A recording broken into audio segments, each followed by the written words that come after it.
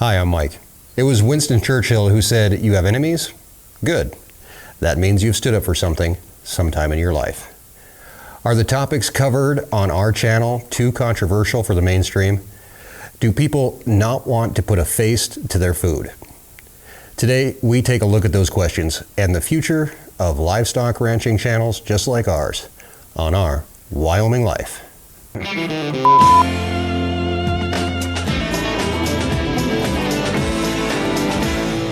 If you're a follower of Our Wyoming Life, then you probably know what I'm going to talk about this week, our issues with YouTube and how that affects what we're going to do from here on out. And if you're new, well, thanks for joining us. I would hope that you're going to subscribe, but let me warn you, this isn't going to be our normal type of episode here for us. On any given week, you can find us working our tails off, doing the best to keep ahead of the workload that just seems to flow from everywhere on the ranch. Ranching and farming can sometimes seem like a never-ending battle, whether it's against the weather, equipment, animals, and sometimes even yourself. I can admit it. Sometimes I'm my own worst enemy. I can get into my own head, psych myself out, and this week has been one of those weeks. I guess that's why I decided it'd be a good time for us to just sit down here in the barn and have a little talk. Talk about the week, explain the problems we've had, and get it over with. Put it to bed and move on. So let's talk about the gorilla in the room. On July 10th, we posted a video to YouTube called "Putting the Bulls in with the Cows." For 2 weeks, that video was up on YouTube and it gained good traction. It garnered a lot of views from folks just like you. In 2 weeks, that video had over 330,000 some odd views. To be blunt, a lot of those views probably didn't come from people just like you. A lot of them came from people who saw a thumbnail of a bull on a cow and came to watch that act, and that act alone, which is a little weird. As with all of our videos, we put them out there as an attempt to educate people on the farm and ranch life, to show people where their food comes from. And hopefully, somewhere along the line, 2, 3, 50 videos in, they start to think about that. On July 25th, somebody reported that video as inappropriate. I don't know if they found the fact that we showed a bull up on a cow mating as offensive, or if they just thought the whole thing was rude and vulgar. I don't know, and I don't really care. The video was reported to YouTube, and YouTube said, "Whoa," and the views on it basically stopped. Now for this next part to make sense, I have to clue you in a little bit on how YouTube works when it comes to promoting videos. We had to learn this, we might as well share it. As videos gain views and become more popular, YouTube then starts suggesting them to more people. Just like if you watch this video to the end, there's going to be suggested videos for you. It may lead you to another farm or ranch video, it could be a video from any other channel, you never know. But as the bull video gained popularity, YouTube started suggesting it to more and more people. And as long as those people were clicking on the video, YouTube was happy. Ads were playing. YouTube was making money. And so were we. Once the video was reported, like I said, all things stopped. Erin actually came in and told me that for some reason the bull video had just went from over 2,000 views per hour to only 20 in like a minute. We didn't know what was going on, and it was only later that we found out that it was reported as inappropriate.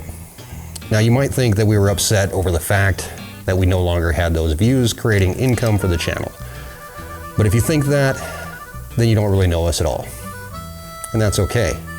I hope you take time to get to know us, but if you don't, that's fine too. You see, the money we make off of YouTube isn't much. In fact, that video had only made us, well, here I'll show you. Out of those 332,259 views off that episode, we made $184.55. That's it. So if it's not the money that made us upset that YouTube the very next day deemed our video unsuitable for most advertisers, then what was it? Well, I'll tell you. That video had momentum. It was reaching a ton of people. Now, I'll give into the fact that a lot of those views were coming from people that just came to watch something that maybe they considered shocking or weird, or whatever it was. But a few of those people that were watching the video were getting our message.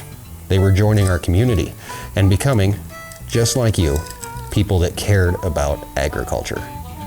About 2% of our new viewers to our channel were subscribing and joining the herd.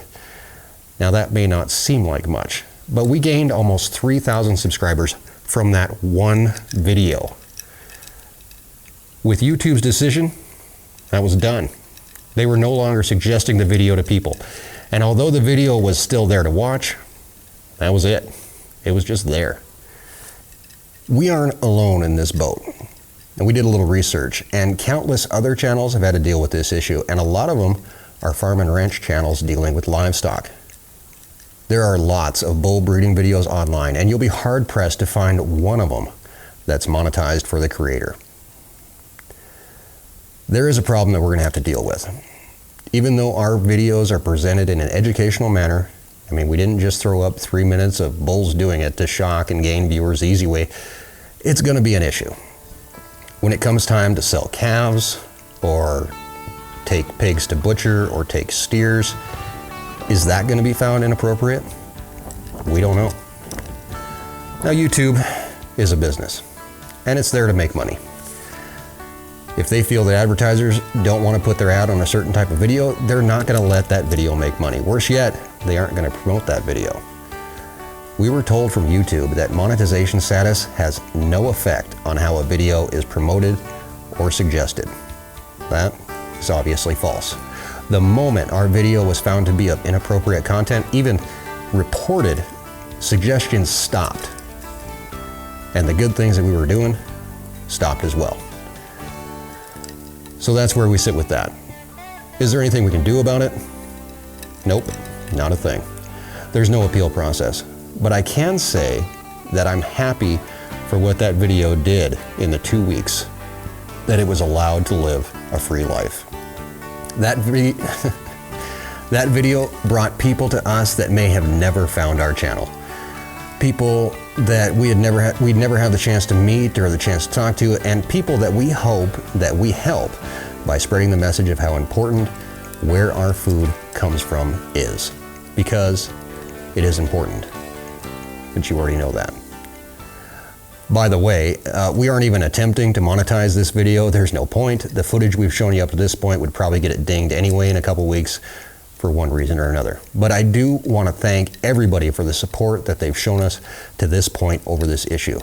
We've gotten hundreds of comments on Facebook, on Instagram, everywhere. And we've even gotten emails asking us if this is going to change the way we do anything. And the answer is no. As the world becomes more sensitive to things and easily offended, I imagine it's going to be harder and harder for channels such as ours that show the real world of raising livestock to do it fairly. Over the next 5 years, experts have actually told me that channels like ours may not even be eligible to be monetized because of the sensitive nature of advertisers and people in general. And I get it. I worked in radio and advertising for many years. Advertisers play to their customers, and if you advertise on something your customers don't like, then they aren't going to buy from you. It's that simple.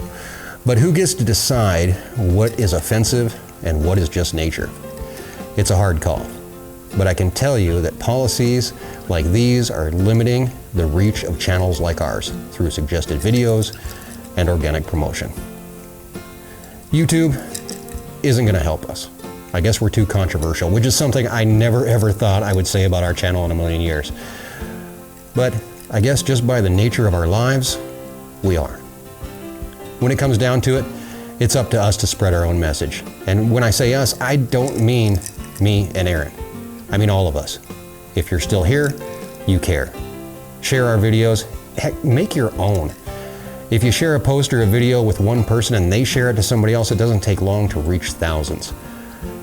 I'm not saying you have to share everything, but share what you care about. Because what you care about is important to others, even if you don't know it yet. The question of the week has been, what's going to happen to our Wyoming life? The answer? We're going to live it, and we're going to share it with you. And no matter what anybody says, bulls are still going to mate with cows all over the world, and eventually the product is going to end up feeding millions. If you don't want to see it, then you have a choice. turn off the channel. But hey, we'll still be here, and we really hope that you will too. Coming up this week, we start with a brand new breath of fresh air. The project list is coming up on Tuesday with a major breakdown in haying that will slow down the entire process and hopefully won't put us out of commission. Erin and I are going to be live streaming on Wednesday night this week. Thursday is our normal night, but it's Grace's birthday. She turns the big 5, so we're going to be changing our live stream date for that. We have a brand new feature coming up in our live stream that I really hope that you're just going to love, and I am really excited for it. And we're also going to talk about the outpouring of support that came out after our State of the Hay video. We really hope to see you there. Until then, remember to forgive your enemies, mostly because it annoys the hell out of them. Have a great week, and thanks for joining us in our Wyoming Life. We aren't wise, man.